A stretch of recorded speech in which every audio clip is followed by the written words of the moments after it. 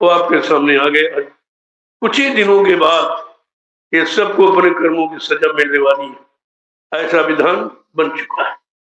और आपके सामने बहुत पहले से परम संत बाबा जी गुरुदेव जी महाराज ने ऐलान किया था, होगी जन जन में क्रांति, हम तुम्हें दिखा देंगे।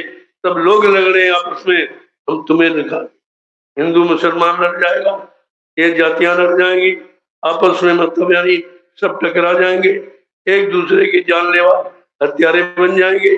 आज वो चीज आपके सामने है। संत वचन पलटत नहीं, पलट जात ब्रह्मांड। इस संत महात्मा फकीरों के वचन कभी बदलते नहीं, कभी हेरा फेरी नहीं उसमें होती, वो कभी झूठ नहीं होते हैं, अपने समय पर वो सिद्ध होते। अब ये उनके वचनों के सिद्ध होने का समय हमें आपको मालूम नहीं है, तभी हम आप शंका करते कि लिखा है तो झूठ लिखा है। ऐसा नहीं है, झूठ तो है, संत वाणी कभी अमिट होती नहीं सकती। हाँ, देर अबेर सबेर हो सकती, लेकिन अंधेर नहीं। इस पर बराबर ध्यान हमें रखना चाहिए। सन 1980 से बराबर जानकारी आपको दी जा रही है। इतना लंबा समय आपको याद कराने में, समझाने में और सुनाने में खर्च किया गया, लेकिन आपने समझा है, सुना है लेकिन पालन नहीं किया, विश्वास नहीं किया है। व्यवस्था बिगड़ती जा रही, इतनी बिगड़ जाए जिस राजा के राज्य में धर्म चला गया, उस राजा का, उसके राज्य का विनाश हो जाता। इतिहास सब बता रहा, उसी इतिहास को महापुरुष याद दिलाते हैं और आगे आने वाले भविष्य की बात बताते हैं। ये दोनों चीजें आपकी। तो कोई काम करने के पहले, हमारी ये भारतीय परंपरा है, प्राचीनतम पद्धति है, सनातन विद्या है कि हम कोई काम आज भी संसार का, शरीर का, परिवार का, खेती, दुकान, दफ्तर, बिजनेस, व्यापार का करते हैं, अपने अपने मजहब धर्म के मुताबिक, अपने अपने देवी देवता, इष्ट परमात्मा, खुदा का, भगवान, गुरु का नाम लेके ही करते। ये हमारी परंपरा, और इसको आप भूल गए। लेते तो हो मुसीबत के, वैसे भूल जाते। तो संतों ने याद कराया कि दुख में सुमिरन सब करे, सुख में करे न कोई। जो सुख में सुमिरन करे तो दुख काहे को। अगर अनवरत सुमिरन माने याद, उस मालिक को याद करते रहो कि हमको उसने किस काम के लिए भेजा है, हमें कैसा कर्म करना, कैसा कर्म नहीं करना है, किससे मिलना, किससे नहीं मिलना है, किसकी कमाई का खाना, किसकी कमाई का नहीं खाना है, किसको छूना, किसको नहीं छूना। ये है छुआछूत, केवल कर्मों की और गंदे खान पान की छुआछूत है, शरीरों की छुआछूत, क्योंकि शरीर कोई अलग नहीं है। एक समान परमात्मा खुदा ने जिस्म बनाया है। अभी जिस्म शरीर को तुम हिंदू कह लो, मुसलमान कह लो, सिख ईसाई कह लो, ब्राह्मण क्षत्रिय वैश्य सर्जन के, तुम्हारी मानसिकता। भगवान परमात्मा की तरफ से कोई जाति नहीं है, उसने सिर्फ एक मानव जाति, इंसानी जाति बनाया। इन मानव इंसानों जातियों का एक ही धर्म है, मानव धर्म, इंसानी मजहब, और इन मजहब धर्मों में एक ही जीवात्मा है। इन शरीरों में, जिस्मों में एक ही जीवात्मा है, एक ही रूह है जो खुदा और परमात्मा।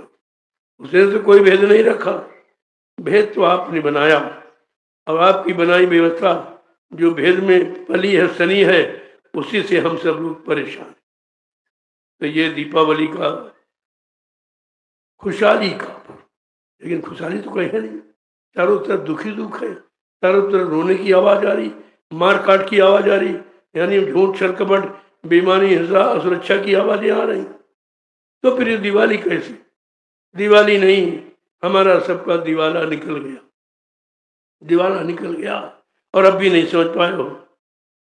तो महापुरुष ने इन पर्वों की जानकारी देने के लिए ये तिथियां, रस्म रिवाज बनाई थी कि कम से कम साल में एक दो बार ऐसे त्यौहार मिल जाएं तो आपको होश आ जाए कि हमें क्या करना चाहिए, क्या नहीं करना चाहिए, कैसा खान पान करना चाहिए, कैसा खान पान नहीं करना चाहिए, कैसा व्यवहार एक दूसरे के प्रति करना चाहिए, कैसा नहीं करना चाहिए, लोगों के प्रति रहम और दया, सेवा और प्रेम भाव कैसे करना चाहिए।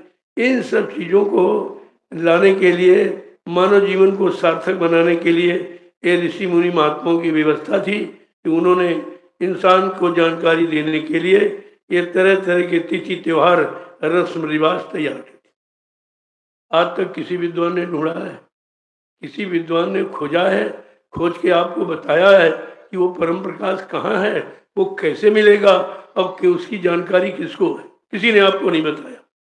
और इतने जीवन चले गए, इतने युग निकल गए, लेकिन अच्छाई सच्चाई की जानकारी किसी ने आपको दी नहीं।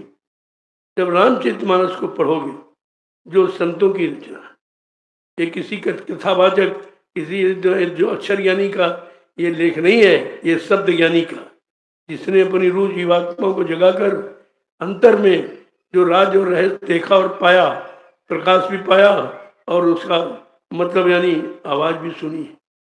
घन घमंड न बगर जति घोरा, पियाहीन डरपत मन पोरा। कौन इसका अर्थ बताएगा? किसी को मालूम है कुछ? कहाँ घन घमंड न बगर जति घोरा? जैसे बादलों की आवाज यहाँ सुनते हो, इससे करोड़ों गुना ज्यादा उधर आवाज आ रही जो जीवात्मा को बुलाती है कि चलो तू इधर, तेरा घर है, तेरा लोक है, तेरा मालिक, तू इधर चल। क्या किसी ने इस पर कोई टिप्पणी की है? कोई व्याख्या किसी ने की? कुछ? इतने इतने जगत गुरु बैठे हैं, अपने गुरु नहीं बन पाए, अपनी आत्मा का कल्याण नहीं कर पाए, कहते जगत गुरु है। ये सब विडंबना है, ये सब दिखावट बनावट है, इसमें वास्तविकता कुछ भी नहीं। अंत तो गत्वा, जीवन इनका भी साधारण व्यक्ति की तरह चला जाएगा और बाद में इनको पछताना होगा। और धर्मराज दरबार में सबका सहारा नहीं। जब उधर जीवात्मा जाएगी तो धर्मराज रास्ते में बैठे पूछेंगे, अरे भाई तुम वहां गए थे, तुमको मानव शरीर दिया गया था, जीवात्मा के वादा करने पर उसने कई बार प्रार्थना की थी कि हमको एक बार मानव शरीर दे दीजिए, मैं अपना काम बना लूंगी। तो रामचरितमानस उत्तरकांड में क्या लिखा कि हमारी सबकी जीवात्मा रूह ने एक ही वादा परमात्मा खुदा से किया है कि अब प्रभु कृपा करो यही भांति सब तज भजन कर्म जिन। हे प्रभु परमात्मा खुदागार, हम सब पर ऐसी कृपा दया मेहरबानी करो कि हमको इस गर्भवास के नरक से बाहर कर। जब मैं बाहर जाऊंगी तो दिन रात प्रभु का भजन करूं। हे प्रभु, मैं दिन रात तुम्हारा भजन करूं। जबकि प्रभु शब्द पहले नहीं था, सतयुग में हरि शब्द था, त्रेता में राम शब्द आया, द्वापर में कृष्ण आया, आज कलयुग में प्रभु शब्द आया। ये प्रभु की बात अब तुम्हारी समझ में आएगी कि प्रभु क्यों कहा गया। जो प्रभु से मिलाए, जो प्रभु का भेद बताए, प्रभु से मिलने पाने की युक्ति बताए, उसको कहते हैं जय गुरुदेव। नाम प्रभु का वो है, वो जय गुरुदेव है। वो हमारी जय यानी करा देगा, काल माया से छुटकारा दिला देगा, काल पर विजय प्राप्त करके तो अपने घर चले जाओ। ये जय गुरुदेव का मतलब ये, जो गुरु हमारी जय करा दे, हमें भोगों से अलग कर दे, हमको ऐसा बल शक्ति प्रदान कर दे कि हम काल के किसी कर्म को न करके हम विजय प्राप्त कर ले अपने मन पर, उसको जय गुरुदेव कहते हैं। मैंने भी गुरु पूर्णिमा से ये बात आपके सामने रखी थी कि संसार ये गुरुओं का देश है। हर मजहब धर्म के लोग गुरु करते हैं। गुरु माने जानकार है, शरीर जाति से हमारा संबंध नहीं। गुरु माने जानकार। गु माने अंधकार, रू माने प्रकाश। जो अंधकार से प्रकाश की तरफ, अधर्म से धर्म की तरफ, झूठ से सत्य की तरफ, दानवता से मानवता की तरफ हम सब जीवों को जगाकर चिताकर खड़ा कर दे, उस शक्ति को मृत्यु मंडल में गुरु कहते हैं। ये गुरु की परिभाषा है, किसी ने आपको नहीं बताया। दाढ़ी बाल देकर लाल पीला कपड़ा गुरु बना लिया, छापा तिलक जनेऊ चंदन मंदन, यानी ये बाहरी सजावट और दिखावट बनावट गुरु नहीं है। गुरु तो आंतरिक ज्ञान को कहते हैं, जो शब्द ज्ञान जिसके पास, यानी जीवात्मा को जगाने की युक्ति हो, वो गुरु है। कि इतना मारकाट सज्जू में, इतना मारकाट त्रेता में, इतना मारकाट द्वापर में क्यों किया गया, इतना नरसंहार क्यों हुआ? केवल धर्म की व्यवस्था की, धर्म लाने के लिए। आज अफसोस के साथ हमें कहना पड़ रहा, उस देश से धर्म चला गया, वहां से मजहब बिल्कुल विदा हो गया। तो जरा सुन लीजिए दो वचन। वैसे महात्माओं को किताब की आवश्यकता नहीं होती, उनके पास तो बचनों की किताब है, लेकिन आपको विश्वास नहीं होगा कि ये कोई मनगढ़ंत बातें कहते हैं।